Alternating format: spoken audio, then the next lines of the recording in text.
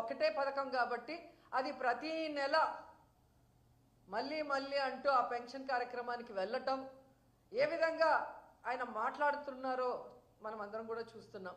నిజంగా జగన్ నొక్కిన బటన్లన్నీ మేమిచ్చే పెన్షన్లు అంతే. ఎంత నిస్సిగ్గుగా అబద్ధం చెప్పటం అనేది ఆయనకే చెల్లింది. ఆయనకి అండగా నిలిచిన ఆ పత్రికలు రాయటం అనేది వాళ్ళకే చెల్లింది. ఎంత దురదృష్టకరం అంటే చంద్రబాబు నాయుడు అధికారంలో ఉన్నప్పుడు 2014 to 19 39 లక్షల మందికి మాత్రమే పెన్షన్లు ఇచ్చేవారు. కానీ జగన్మోహన్ రెడ్డి గారు దాన్ని దాదాపుగా 3000 వరకు పెంచుకుంటూ పోతూ 66,34,742 మందికి ఇచ్చారు. అంటే ఎన్ని లక్షల మందికి ఎక్స్ట్రాగా మనం ఇచ్చాం అంటే ఇంతమంది బెనిఫిషియర్స్ని తెలుగుదేశం పార్టీ ఎలా మోసం చేసింది 2014 నుంచి 19 వరకు అనేది రాష్ట్ర ప్రజలందరికీ తెలుసు. ఇప్పుడు మళ్ళీ అధికారంలోకి వచ్చిన తర్వాత దాదాపుగా 63,59,000 మందికి మాత్రమే పెన్షన్లు ఇస్తున్నారు. అంటే 3 లక్షల మంది పెన్షన్లని ఏ విధంగా తొలగించారు అనేది కూడా మనం ఇక్కడ గమనించాల్సిన విషయం. ఒక పెన్షన్ మాత్రమే ఇస్తున్నారు, సూపర్ 6 కానీ ఆయన ఇచ్చిన మేనిఫెస్టోలో ఉన్న వాటిని. అది జగన్మోహన్ రెడ్డి ఇచ్చే సంక్షేమాలన్నిటికీ కూడా సమానం అని చెప్పటం అనేది జనాల్ని ఏప్రిల్ ఫూల్ చేయటం కాదా అని అడుగుతున్నా. ఎందుకంటే జగన్మోహన్ రెడ్డి గారు ఈ రాష్ట్రంలో ప్రజలకి సంక్షేమం కోసం కేటాయించింది దాదాపుగా 2,72,000 కోట్ల రూపాయలని ఈరోజు డీబీటీ నాన్ డీబీటీ కింద ఇవ్వటం జరిగింది. అలాంటి దాన్ని చంద్రబాబు నాయుడు కేవలం 1000 రూపాయలు పెన్షన్ పెంచేసి దానితో సమానం అని చెప్పుకోవడం చూస్తుంటే ఏ విధంగా జనాల్ని ఫూల్స్ చేయడానికి ఈయన సంసిద్ధంగా ఉన్నాడో అర్థమవుతుంది. ఇది ఒక్క పెన్షన్ విషయంలోనే కాదు, రోజు జనాల్ని ఫూల్స్ని చేయటమే పనిగా పెట్టుకున్నారు ఈ చంద్రబాబు నాయుడు గారు. అధికారంలో రావడం ముందు సూపర్ 6 అమలు చేస్తాను అని చెప్పి నమ్మించి ఓట్లు వేయించుకొని ఈరోజు ఏ విధంగా జనాల్ని ఫూల్స్ చేశారో మనం అందరం కూడా కల్లారా చూస్తున్నాం. అంతేకాకుండా గత ఏడాది వాలంటీర్స్కి ఈ ఉగాది రోజు 10,000 రూపాయలు జీతం పెంచి ఇస్తామని చెప్పి ఈరోజు వాళ్ళని ఎలా ఫూల్స్ చేసి రోడ్డు మీద వదిలేశారో మనం కల్లారా చూసాం. అలాగే ప్రతి ఇంట్లో ఎంతమంది మహిళలు ఉంటే అంతమందికి 1,500 రూపాయలు ఇస్తామని చెప్పి ప్రామిస్ చేసి నమ్మించి ఈరోజు వాళ్ళందరినీ ఎలా ఫూల్స్ చేశారో మనం అందరం కల్లారా చూస్తున్నాం. యువతకి ఉద్యోగాలు ఇస్తాం నిరుద్యోగులకి, లేదా 3,000 నిరుద్యోగ భృతి ఇస్తానని చెప్పి ఈరోజు వాళ్ళకి నిరుద్యోగ భృతి ఇవ్వకుండా ఉద్యోగం ఇవ్వకుండా ఎలా ఫూల్స్ చేసి రోడ్డు మీద వదిలేశారో మనం కళ్ళారా చూసాం. అంతకన్నా ముఖ్యమైనది అమ్మఒడి.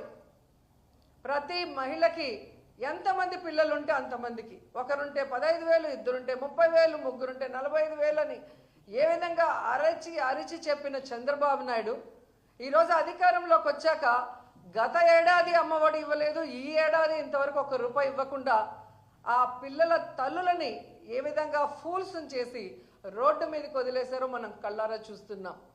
ఇంకా ఈ రాష్ట్రంలో ఉన్న మహిళలకి తాము అధికారంలోకి వచ్చిన రోజు నుంచే ఫ్రీ బస్ ఇచ్చి తిరుపతి, కాళహస్తి, విజయవాడ, శ్రీశైలం, అన్నవరం ఇలా అన్నీ కూడా ఫ్రీగా తిరగచ్చు, ఎవరైనా టికెట్ అడిగితే నా వీడియో చూపించండి అని గొప్పగా చెప్పిన చంద్రబాబు నాయుడు ఈరోజు ఫ్రీ బస్ ఇవ్వకుండా మహిళల్ని ఎలా ఫూల్స్ చేస్తున్నారో అందరూ కూడా కళ్ళారా చూస్తున్నారు.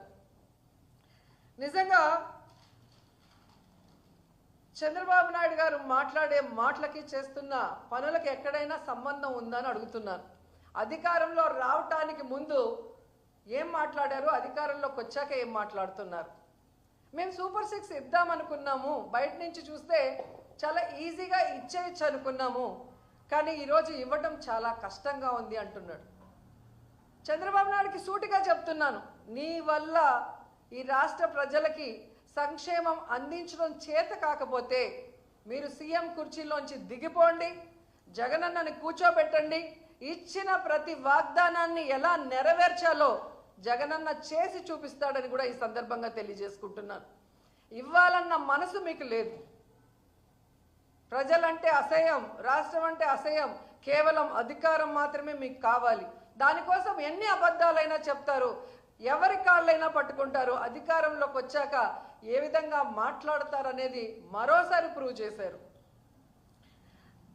అండ్ ఎన్నికల ముందు చాలా గొప్పగా చెప్పాడు, నేను అప్పులు చేయను, సంపద సృష్టిస్తాను అని చెప్పాడు. కానీ ఈరోజు మీరు చూస్తే దాదాపుగా ఒక్క సంవత్సరంలోనే, అధికారంకి వచ్చిన ఒక్క సంవత్సరంలోనే 1,52,000 కోట్ల రూపాయలు అప్పు చేశారు. అంటే ఇదేనా మీ విజనరీ? ఇదేనా మీ సమర్థత? ఈ రాష్ట్రాన్ని 17 మంది సీఎంలు పరిపాలించారు. కానీ ఎవ్వరూ కూడా ఈ విధంగా ఫస్ట్ ఇయర్లోనే ఇన్ని వేల కోట్ల రూపాయలు అప్పులు చేసి ఇంత చెత్త రికార్డు, ఇంత వరస్ట్ రికార్డు మీరు తప్ప ఎవరు తీసుకురాలేదు. పోనీ తీసుకొచ్చిన వాళ్ళు ప్రజలకు ఏమైనా చేశారా అంటే ఏమీ చేయలేదు. ఒక పెన్షన్ తప్ప ఈరోజు ఇచ్చిన ఏ వాగ్దానాన్ని కూడా నెరవేర్చలేదు. కానీ జగన్మోహన్ రెడ్డి గారి మీద నిందలు వేయటానికి 14 లక్షల కోట్లు అప్పులు చేశారని ఒకరు, 15 లక్షల కోట్ల అప్పులు చేశారని ఒకరు, 16 లక్షల కోట్లు చేశారు, 15 లక్షల కోట్లు చేశారని అబద్ధాలు చెప్పిన మీరు మొన్న అసెంబ్లీలో పయ్యావుల కేశవ్ గారు క్లియర్ కట్గా ఇవ్వటం జరిగింది. 5 లక్షల చేంజ్ మాత్రమే మొన్నటి వరకు అప్పులు ఉన్నాయి జగన్మోహన్ రెడ్డి గారు దిగిపోయే నాటికి. అంటే 14 నుంచి 19 వరకు చంద్రబాబు నాయుడు చేసిన అప్పులు తీసేస్తే జగన్మోహన్ రెడ్డి గారు చేసిన అప్పులు ఓన్లీ 3,39,000 కోట్లు మాత్రమే.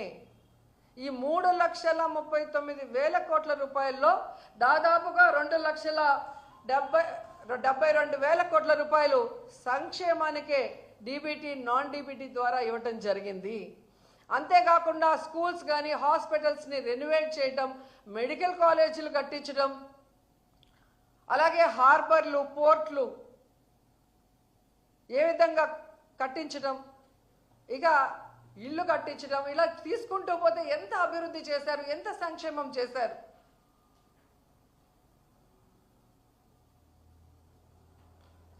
ఎంత బాధాకరం అంటే తమకి ఛానళ్ళు, పచ్చ ఛానళ్ళు ఉన్నాయి కదా అని అబద్ధాలని ఏ విధంగా అందంగా నూరి ప్రజల మీద పోశారు. అవి నమ్మిన ప్రజలు ఈరోజు నట్టేట మునిగిపోయి ఏ విధంగా ఏడుస్తున్నారో రాష్ట్రంలో ఎక్కడికి పోయినా స్పష్టంగా కనిపిస్తుంది. ఏ రోజైతే చంద్రబాబు నాయుడు ముఖ్యమంత్రి అయ్యాడో ఆ రోజు నుంచి రాష్ట్ర ప్రజలకి కష్టాలు, కన్నీళ్లు తప్ప మరొకటి లేదు అనేది స్పష్టంగా అర్థమవుతుంది. ఎందుకంటే ముఖ్యంగా రైతులు ఖరీఫ్లో కరువు, ఇప్పుడు రబీలో కరువు. ఈవీఎంలన్నీ మేనేజ్ చేయగలడు కానీ చంద్రబాబు నాయుడు కరువుని మేనేజ్ చేయలేకపోతున్నాడు. ఆయన ఎప్పుడొచ్చినా ఏ విధంగా కరువుతో జిల్లాలు రైతులు ఎలా అల్లల్లాడిపోతున్నారో మనం కళ్ళారా చూస్తున్నాం. ఈరోజు రైతులకి రైతు భరోసా లేదు, గిట్టుబాటు ధర లేదు, కరువు వస్తే దానికి కాంపెన్సేషన్ లేదు. ఈ విధంగా రైతుల్ని మోసం చేస్తూ ముందుకు వెళ్తున్నారు. అండ్ సిగ్గు లేకుండా ఎన్నికల ముందు లోకేష్ గారు చేసిన కామెడీ పాదయాత్ర 2 రోజులు చేస్తే 2 రోజులు రెస్ట్.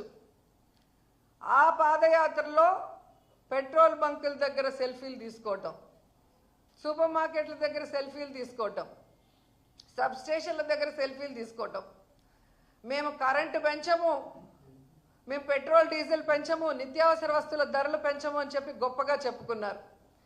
ఈరోజు నేను లోకేష్ని సూటిగా అడుగుతున్నాను, మీరు మళ్ళీ పెట్రోల్ బంకుల దగ్గర కానీ సబ్ స్టేషన్ల దగ్గర కానీ నిత్యావసర వస్తువులు అమ్మే చోటికి వచ్చి సెల్ఫీలు తీసుకొని మేము పెట్రోల్ డీజిల్ ధరలు తగ్గించాము, మేము కరెంటు ఛార్జీలు తగ్గించాము, మేము నిత్యావసర వస్తువుల ధరలు తగ్గించామని చెప్పే దమ్ము, ధైర్యం ఉందా అని అడుగుతున్నా.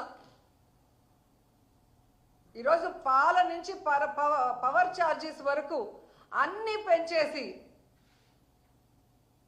జనాల జీవితాల్ని నాశనం చేస్తున్న మీకు ఖచ్చితంగా తొందరలో జనాలు బుద్ధి చెప్తారని కూడా ఈ సందర్భంగా తెలియజేసుకుంటున్నాను. ఎందుకంటే వీళ్ళు వచ్చిన తర్వాత ఒక పక్క సంక్షేమం లేదు, ఒక పక్క అభివృద్ధి లేదు, అండ్ చాలా ముఖ్యమైనది మహిళలకి సంక్షేమం లేకపోయినా పర్లేదు కానీ భద్రత లేకుండా పోయింది. వాళ్ళు అసెంబ్లీ